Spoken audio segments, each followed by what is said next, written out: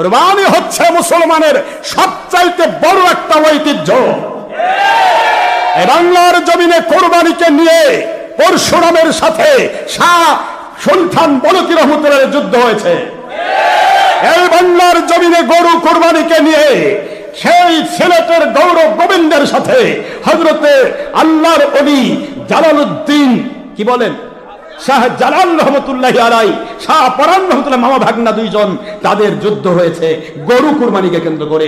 আর সেই গরুর কুরবানি ওয়াজিবকে তোরা মনোফল বানিয়ে দিচ্ছিস শুধুমাত্র ইহুদি নাসারা মুশরিকদের টাকা খাওয়ার আশায়। ডান নম্বর দেড় বাটারি বলছিলাম।